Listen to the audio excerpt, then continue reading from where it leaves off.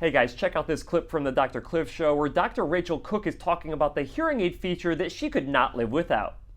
What's your favorite feature that you just could not live without inside of the clinic? All right, well, I did some thinking, and my favorite feature within the hearing aids is actually data logging. So data logging is really where we're able to see some information about the patient's wear time and kind of what they're doing with the hearing aids when they're wearing them. So it's really cool because there are other companies that do this better than others, but we're starting to see everyone try to level up the amount of information that providers can actually see about the hearing aid usage and about the hearing aid settings.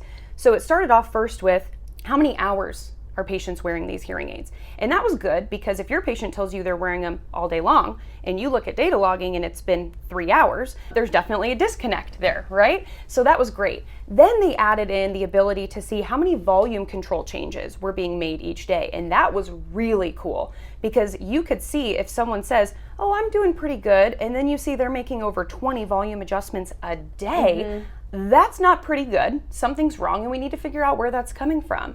And then some manufacturers have even taken a step further and gotten to the point where they're actually breaking down what specific sound environments are these patients finding themselves in.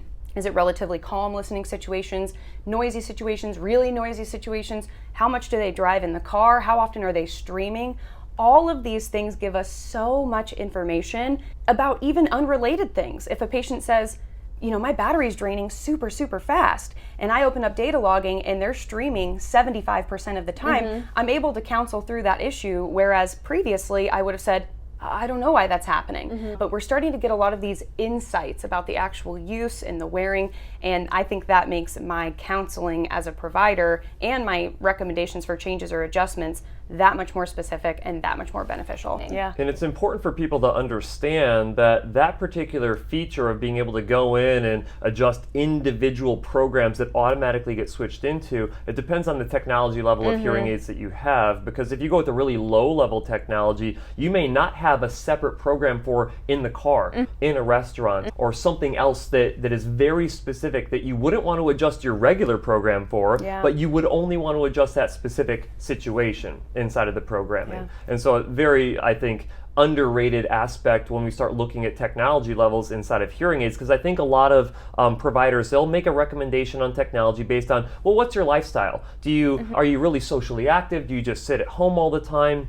And they're not taking into account that these individuals, while they might not be super active, when they do go into a certain situation, if you don't have a program setting specific for that situation, they could continue to struggle in that environment. Yeah, and even if they're going out to dinner once a month, if that once a month dinner is the highlight of their month, and they've got a low level technology that doesn't allow them to perform well in that type of a setting, then what good is it, you know? And I oftentimes get I think a lot of patients or consumers think, oh, well, I don't need the super fancy one, right? I'm okay with the more basic model. I don't need all the premium features and things like that.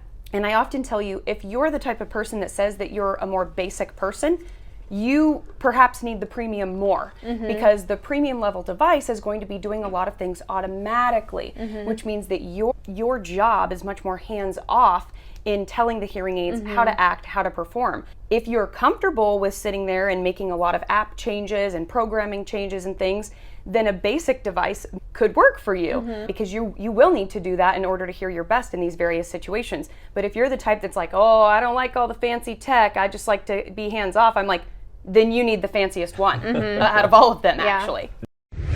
All right, guys, if you enjoyed that clip, do me a huge favor and click the like button. And if you want to check out the full episode, I will go ahead and link it in the description.